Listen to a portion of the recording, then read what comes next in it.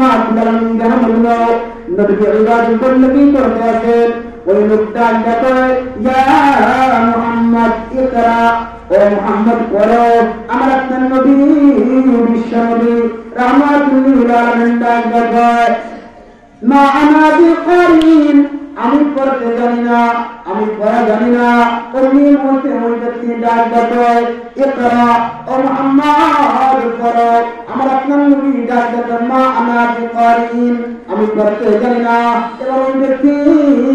আমার আপনার নবী বিশ্ব নবীকে বুকের সাথে জড়াইয়া চাপ দিয়া ডাক ডাকে ইয়া মুহাম্মদ ইকরা বিসমি রাব্বিকাল্লাযী খলাক ও মুহাম্মদ পড়ো তোমার প্রভুর নামে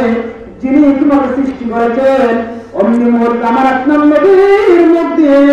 সূরা আলাকের 5 আয়াত বের হয়ে যায় সুবহানাল্লাহ এবার সূরা আলাকের 5 আয়াত নাযিল হয়ে যায় এই আয়াতগুলো কোরআনের মধ্যে সর্বপ্রথম নাযিলকৃত আয়াত আবার পরেরা হযরত জিবরাইল আলাইহিস সালাম আগমন করেছেন আবার পরেরা যখন নবীকে চাপ দিয়েছেন অমনি মুহূর্তে আল্লাহ নবী বিশ্বনবীর শরীরে জ্বর উঠে যায় তাপ উঠে যায় আমার আপনার নবী বিশ্বনবী রাহমাতুল লিল আলামিন গায়ে ঘেরা থেকে এবার কাঁপতে কাঁপতে বাড়ির দিকে রওনা হয়ে যায় যে মাত্র নবীজি বাড়িতে চলে যায় আম্মা জান খাদিজাতুল কুবরা রাদিয়াল্লাহু আনহা নবীজিকে আগে নেওয়ার জন্য আসছেন আল্লাহর নবী ডাকলেন ও খাদিজা জাম্মিলুনি জাম্মিলুনি আমাকে চাদরটা গলাইয়া ধরো আমাকে চাদরটা আবৃত করো আবার পরেরা আল্লাহর নবী ডাকতে খাদিজা ইন্নী লাকাদ খাশিতু আলা নাফসি রে খাদিজা আমার প্রাণের ভয় মনে হয় আমি মরে যাব আবার পরেরা আম্মা জান খাদিজাতুল কুবরা রাদিয়াল্লাহু আনহা আমার আপনার নবীর কেমন ছিলেন নবীজিকে সান্ত্বনা দিয়ে ডাক দেয় ইয়া রাসূলুল্লাহ ইয়া হাবিবাল্লাহ ও আল্লাহর নবী গায়ে ঘরের মধ্যে কি করে আপনার সাথে আমার আপনার নবী ডাক দেয় খাদিজা যখন আমি গায়ে ঘরের মধ্যে চলে যাই আমার সামনে একজন অপরিচিত আগমন করেছে আমার সামনে কম্বল তিলাওয়াত করেছে কোরআনের আয়াত নিয়ে আগমন করেছে আমার পরেরা অমনি মুহূর্তে আল্লাহর নবী ডাক দেয় ও খাদিজা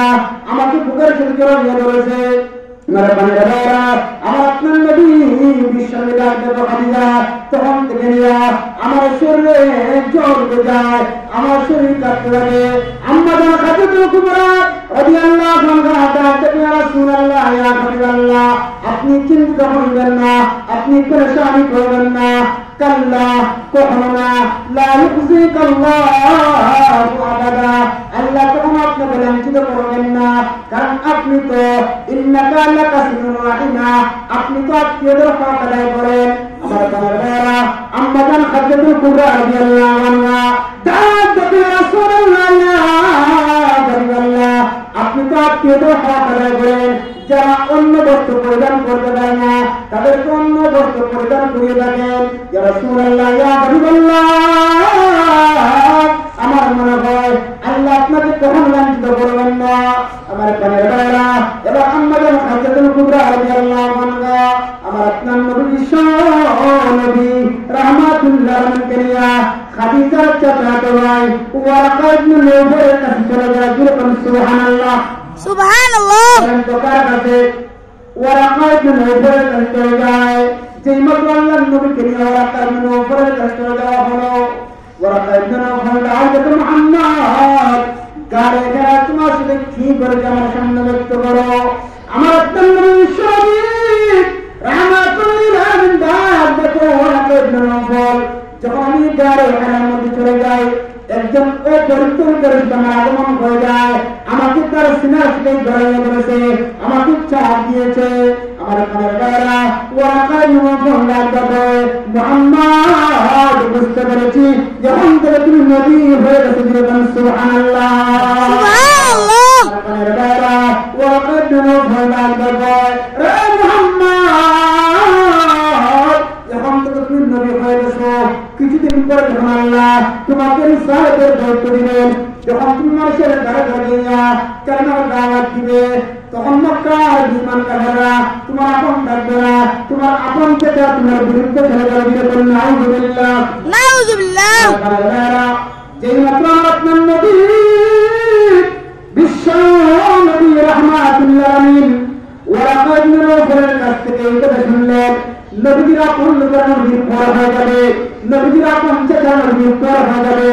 বলেন তো অন্তরে দুঃখ হয় কথা না কথা না? আর বুড়া বলেন আমার ভাইরা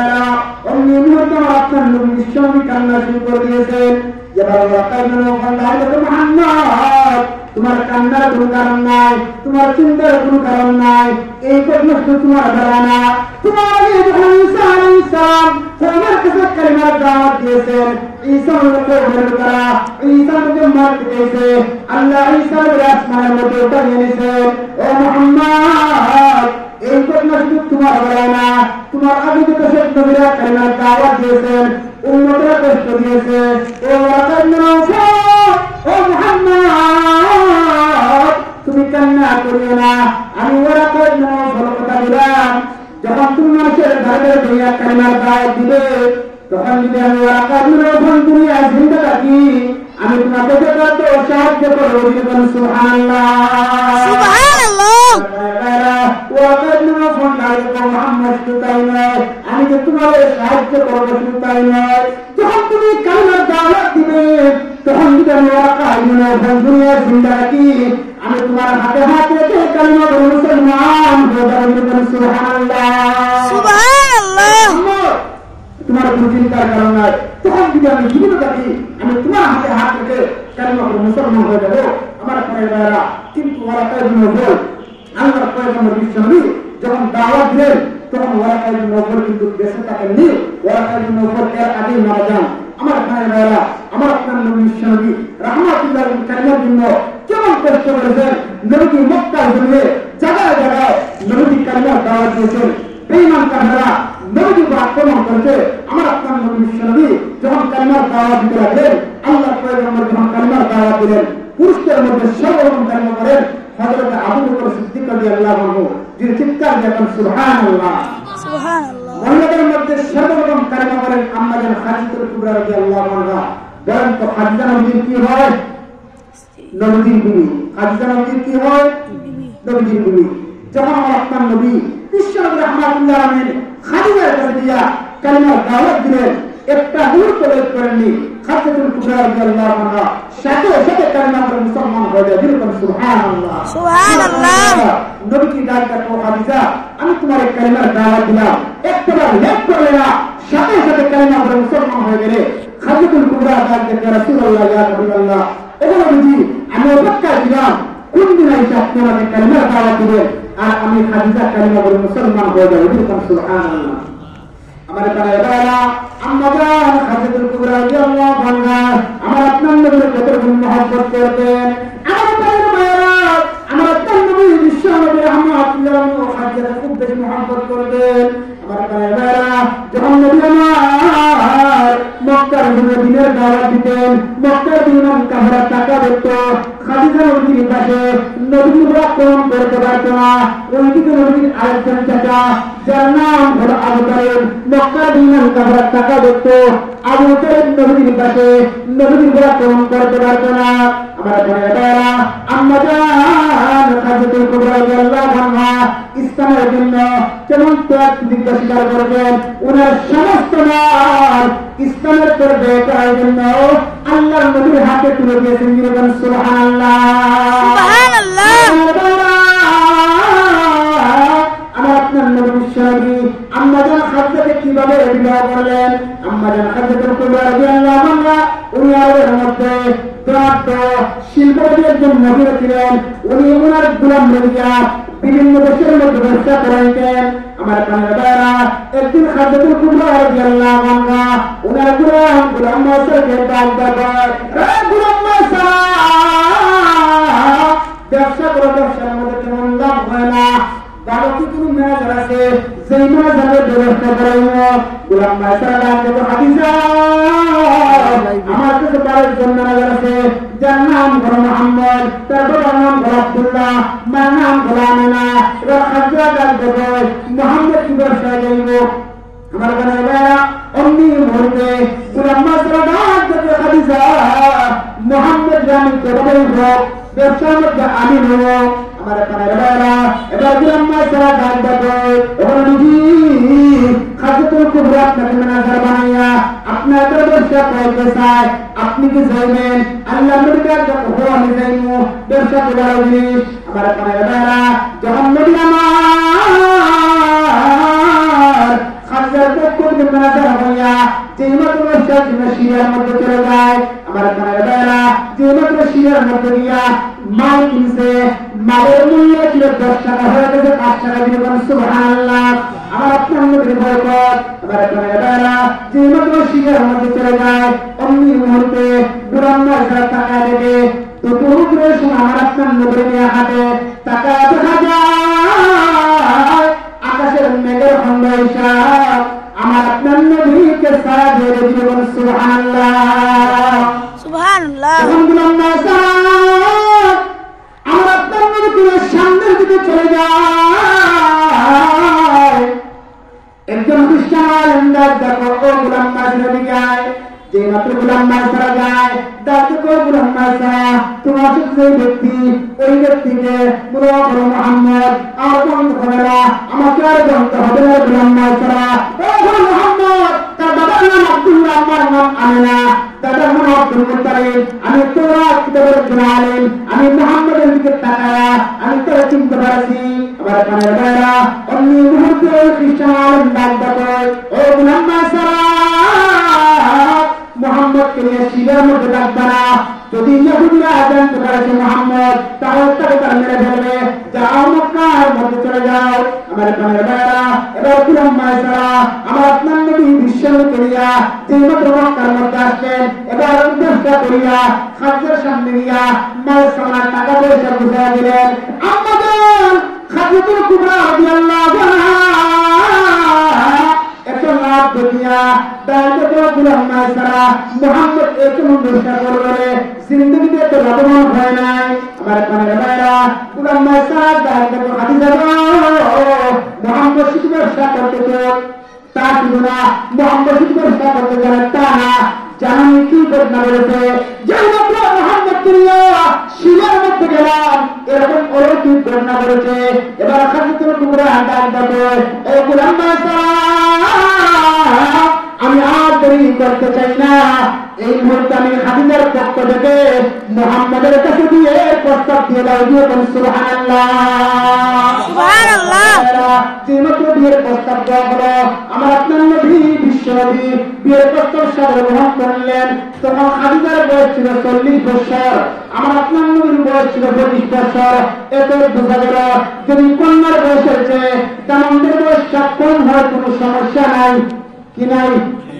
কোনো সমস্যা নাই কোনো বাধা নাই আমার কানের বেলা যখন নবীজি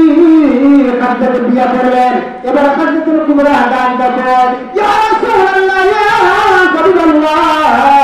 আমি একজন দোয়াত মহিলা আমি একজন শিল্পপতি মহিলা নবী গো আমার সব মাল আপনাকে দিয়ে দিলাম আপনি ইসলামের পথে ব্যয় করতে থাকেন সুবহানাল্লাহ সুবহানাল্লাহ যখন আমার আপনার নবী বিশ্বনবী আমরা যেন খাদিজাকে বিয়ে করলেন অমনি মুহূর্তে মক্কার ইমান তারা সমালোচনা করে হায় হায় খাদিজা একজন দরাত্ম মহিলা হইয়া শিল্পপতি মহিলা হইয়া একটা ইয়াতিমের জন্য বিয়ে করলো মুহাম্মদের জন্য বিয়ে করলো একটা গরিবের জন্য বিয়ে করলো তারা জায়গায় জায়গায় সমালোচনা করে অমনি মুহূর্তে আম্মা জান খাদিজা দেখো মক্কার ইমান তারা তোমরা ওই জায়গার মধ্যে জামায়াত করবা তোমাদের এসে তোমার বুঝা ফেরাছে যখন তোরা জামায়াত হয়ে যায় আম্মা জান খাদিজাতুল কুবরা তাদেরকে 4টা প্রশ্ন করেন দুরকম কয়টা আর দুরকম কয়টা আম্মা জান খাদিজাতুল কুবরা দাও রে মক্কার ইমান তারা আমি যে মুহাম্মদের বিয়ে করলাম তোমরা আমার সমালোচনা করো আমি তোমাদেরকে 4টা প্রশ্ন করব আমার 4টা প্রশ্নের জবাব কিন্তু দিয়ে দিলাম আম্মা জান খাদিজাতুল কুবরা দাও ও মক্কার ইমান তারা আমার প্রথম নম্বর প্রশ্ন হলো তোমরা আমার স্বামী মুহাম্মদের বংশ সমান তারা ডাক দেবো খাদিজা তোমার স্বামী মুহাম্মদের চেয়ে ভালো বংশের লোক এই পৃথিবীতে হতে পারে না তোমার স্বামীর বংশ হলো উত্তর বংশ কারণ আগেকার জমানায় যে দামি কোনো বংশ কিনা দিল বান্ধি কিনা ঠিক এবার আমাদের খাদ্যাদার যাবে ও মক্কার দুনিয়া আমার 2 নম্বরের প্রশ্ন হলো তোমরা বলো আমার স্বামী মুহাম্মদের সুন্দর জীবন তার যাবে তোমার সৌন্দর্য সুন্দর কোনো এই পৃথিবীতে হতে পারে না আমরা খাদ্যাদার যাবে ও মক্কার বিমান কামেরা তোমরা বলো আমার স্বামীর চরিত্র কেমন তারা গান দেবে আপনার স্বামীর চরিত্র হল মহান চরিত্র মুহাম্মদের যে চরিত্রবান করলো এই পৃথিবীর জমিন হয়তো তারা দিয়ে বলেন সুবহানাল্লাহ আমার কানের বাইরা আম্মা জান খাদিজাতুল কুবরা গান দেবে রে মক্কার বিমান কামেরা আমার 4 নম্বরের প্রশ্ন হলো তোমরা বলো তো আমার স্বামী মুহাম্মদ দুনিয়া গরিব আমার স্বামীর মাল সম্পদ যেমন তারা দান দেব ও খাদিজা এই জন্য তোমরা সমালোচনা করি একটা এতিমরে বিয়ে করবে একটা ফকিরের বিয়ে করবে তোমার তো মান সম্মান নাই আম্মা জান খাদিজাতুল কুবরা রাদিয়াল্লাহু আনহা দান দেব রে মক্কার বিমান কামেরা চরিত্র কোনদিন টাকা দিয়ে কেনা যায় না উত্তর বংশ কোনদিন টাকা দিয়ে কেনা যায় না সৌন্দর্য কোনদিন টাকা দিয়ে কেনা যায় না আমার সঙ্গে গরিব হতে পারে কিন্তু আমি খাদ্যের তো মারের প্রয়োজন নাই আমি খাদ্যের গরিব মহিলা চাই তোমাদের সামনে ঘোষণা দিলাম এই মুহূর্তে আমি আমার স্থাবর সমস্ত সম্পত্তি আমার স্বামী মুহাম্মদকে দিয়ে দিলাম আমার সঙ্গে আপনার নবী বিশ্বনবী রাহমাতুল্লাহ আলাইহি আম্মা জান খাদিজাতুল কুবরা নবীর জন্য তোমার মহব্বত সেই খাদিজা আপনার নবীর জন্য মহব্বত করবে যখন আম্মা জান খাদিজাতুল কুবরা দুনিয়াতে বিদায় হয়ে যাবেন আম্মা জান খাদিজাতুল কুবরা ডাক দিয়ে রাসূলুল্লাহ ইয়া রাসূলুল্লাহ ও আল্লাহর নবী আমি খাদ্যের দুনিয়াতে বিদায় হয়ে যাব আমার মরণের আগে ইন্তেকালের আগে আপনার কাছে আমার 2টা দরখাস্ত আমার দরখাস্তগুলো পূরণ করবেননি আমার কানের বাবা আমার আপনার নবী নবী খাদিজার ইন্তেকালের খবর শুনিয়া আমার আপনার নবী সহ্য করতে পারে না কারণ এই খাদিজা তার সমস্ত মাল আমার আপনার নবীর হাতে তুলে দিয়েছে শুধু তাই নয় খাদিজাতুল কুবরা রাদিয়াল্লাহু আনহা আমার আপনার নবীকে ওনার জীবনের চেয়ে বেশি মহব্বত করতেন যেরকম সুবহানাল্লাহ মাত্র খাদিজা ইন্তেকাল করবে তার জন্য রাসূলুল্লাহ ইয়া হাবিবাল্লাহ এবং নবী আমার ইন্তেকালের আগে আপনার কাছে 2টা দরখাস্ত আমার দরখাস্তগুলো পূরণ করবেননি আমার আপনার নবী কাছে ও খাদিজা তোমার কি আবদার কি দরখাস্ত আম্মা জান খাদিজাতুল কুবরা কাছে রাসূলুল্লাহ ইয়া হাবিবাল্লাহ এবং নবী যখন আমি খাদ্য ইন্তেকাল করবো আপনি আপনার পরনের টুকরা কাপড় আমার কাপড়ের কাপড়ে থেকে দিয়ে দিবেননি আমার আপনার নবী কান্না করে তবে খাদিজা আমি তোমার আবদার পূর্ণ করবো আম্মা জান খাদিজা কাজ যাবো এবং এরপরে যখন আপনি আমাকে কবরের মধ্যে নামাইয়া দিলেন আপনি কবরের মধ্যে আমাকে নামাইয়া দিয়া আপনি কবর থেকে উঠে আসছেন না আমার কবরের গর্ব হয়ে গেল বুঝি আম্মা জান খাদিজাতুল কুবরা দান দেবে রাসূলুল্লাহ ইয়া হাবিবাল্লাহ ও আল্লাহর নবী আপনি কবরের তাকিয়া আমার পক্ষ থেকে মুনকার নাকির ফেরেশতার 3.5টা জবাব দিয়া দিলেন লিখলেন সুবহানাল্লাহ সুবহানাল্লাহ খাদিজা আমি তোমার 2টা পূরণ পুরা করবো যে মাত্র খাদিজা দুনিয়াতে বিদায় হয়ে যায় এমনি মুহূর্তে আমার আপনার নবী বিশ্বনবী খাদিজার লাশকে এবার খাদিজা বহন করিয়া যে মাত্র কবরের মধ্যে নামাইলেন আমার আপনার নবী কবর থেকে উঠে আসে না অমনি মুহূর্তে আমার আল্লাহ তাআলা কয় জিবরাইল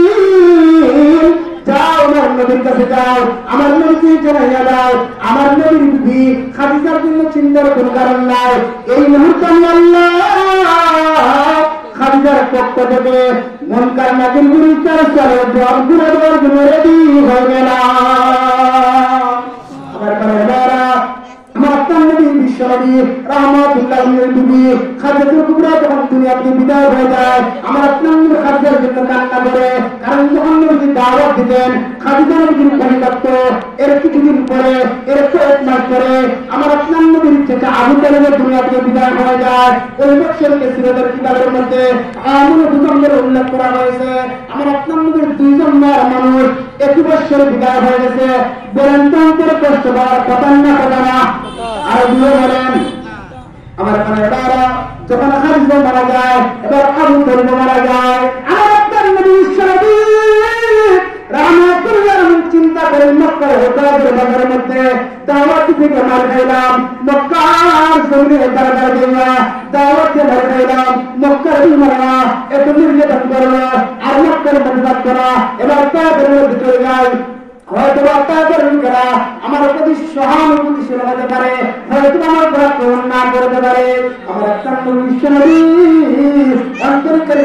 দিয়া যে মাত্র তাদের ময়দানের মধ্যে চলে গেলেন তাদের লোকেরা ছোট ছোট বাচ্চাদের হাতে পাথর যাবে মোহাম্মদ দিল মারো মোহাম্মদ পাগল আমার কানেরা এবার পাথর দেখা যায় আমার নবী বিশ্বনবী শরীরটা রক্তরঞ্জিত হয়ে যায় আমার কানেরা আল্লাহ নবীর সঙ্গে ছিলেন হযরত যায়েদ বিন হারিসা রাদিয়াল্লাহু আনহু হযরত যায়েদ বিন হারিসা রাদিয়াল্লাহু আনহু একটা কাপড় দিয়া নবীজির শরীর থেকে রক্ত বের সৃষ্টি আছে অমনি মুহূর্তে তাকায় দেখা যায় ওই কাপড় রক্ত শোষণ করে না অমনি মুহূর্তে রক্ত বিশ্বনবী ওই রক্ত গুলারে হাতের মধ্যে মালিশ করে অমনি মুহূর্তে যায়েদ দাঁড়িয়ে করে রাসূলুল্লাহ ইয়া হাবিবাল্লাহ ও আল্লাহর নবী যে রক্ত আপনার শরীর থেকে বের হয়ে গেছে ওই রক্তটার হাতের মধ্যে মালিশ করলে শরীরের মধ্যে কখনো প্রবেশ করবে না আপনি কেন হাতের মধ্যে মালিশ করেন আমার আপনার নবী